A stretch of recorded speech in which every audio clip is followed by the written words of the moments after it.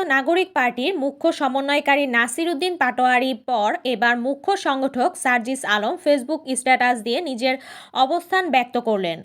ফেসবুকে দেওয়া তার বক্তব্যে হাসনাত আবদুল্লাহ দেওয়া বক্তব্যের অনেক কিছুর সঙ্গে দ্বিমত পোষণ করেন, সংশোধন, সংযোজন ও বিযোজন করলেন। জানালেন সেনাপ্রধান তাদেরকে ডেকে নেননি, তারাই যোগাযোগ করে সাক্ষাতের আগ্রহ প্রকাশ করেন এবং তাতে সাড়া পেয়ে সাক্ষাৎ করতে যান হাসনাত আবদুল্লাহ ও সার্জিস আলম।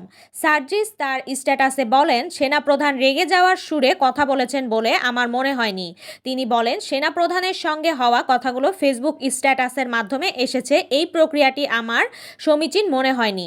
বরং এর ফলে পরবর্তীতে যে কোনো স্টেক হোল্ডারের সাথে আমাদের গুরুত্বপূর্ণ আলোচনা আস্থার সংকটে পড়তে পারে।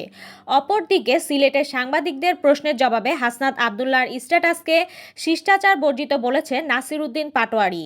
তিনি বলেন, তার এই বক্তব্য সামাজিক যোগাযোগ মাধ্যমে আসা উচিত হয়নি। আমরা মনে করি এটা শিষ্টাচার বর্জিত একটি স্ট্যাটাস হয়েছে। আজ ফেসবুকে সার্জিস আলমের দেওয়া স্ট্যাটাস। 11ই মার্চ সেনাপ্রধানের সাথে সাক্ষাৎ নিয়ে আমার জায়গা থেকে কিছু সংশোধন, সংযোজন ও বিয়োজন। সেদিন আমি এবং হাসনাত সেনাপ্রধানের সাথে গিয়ে কথা বলি।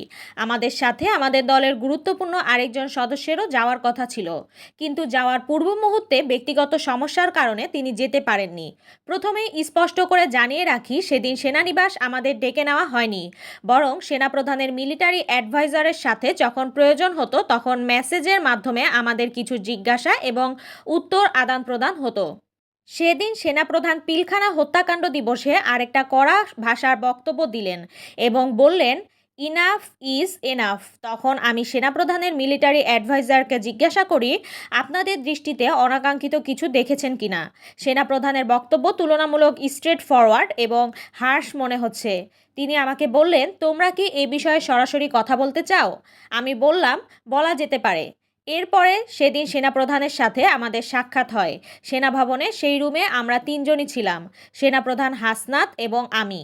মানুষ হিসেবে যে কোনো ব্যক্তি বা ব্যক্তির অভিমতকে এক একজন এক একভাবে অবজার্ভ করে। হাসনাত সেদিন তার জায়গা থেকে যেভাবে সেনাপ্রধানের বক্তব্যকে অবজার্ভ এবং রিসিভ করেছে এবং ফেসবুকে লিখেছে, আমার সেক্ষেত্রে কিছুটা দ্বিমত আছে। আমার জায়গা থেকে আমি সেদিনের বক্তব্যকে সরাসরি প্রস্তাব দেওয়ার আঙ্গিকে দেখি না, বরং সরাসরি অভিমত প্রকাশের মতো করে দেখি।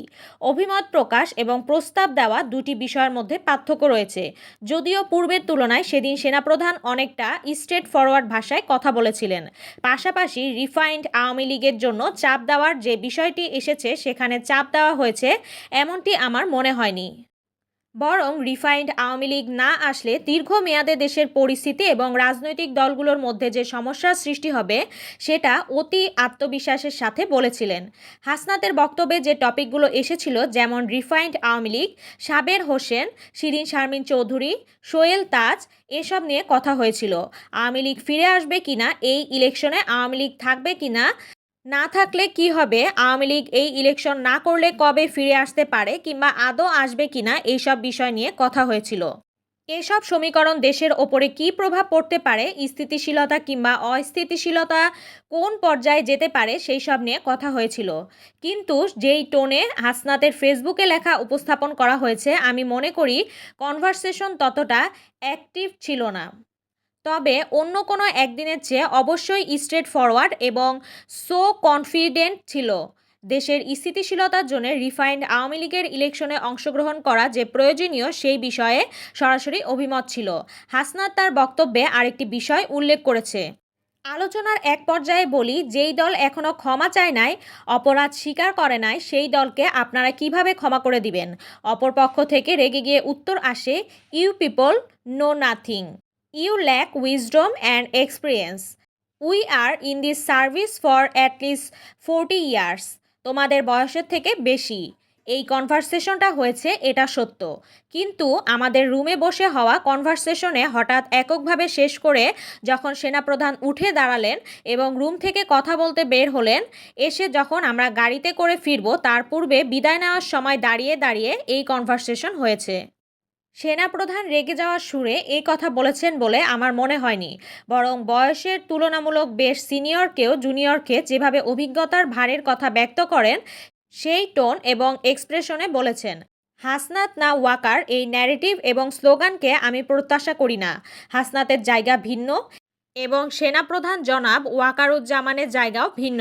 বাংলাদেশ সেনাবাহিনীর সাথে জাতীয় নাগরিক পার্টি, অনন্য রাজনৈতিক দল কিংবা জনগণকে মুখোমুখি দাঁড় করানো কখনো প্রাসঙ্গিক নয়। পাশাপাশি সেনাপ্রধানের পদত্যাগ নিয়ে যেই কথা দু এক জায়গা থেকে আসছে সেটিও আমাদের বক্তব্য নয়। সুরমা টিভি 24 উপস্থাপনায় ছিলাম আমি সুমাইয়া তাসনিম।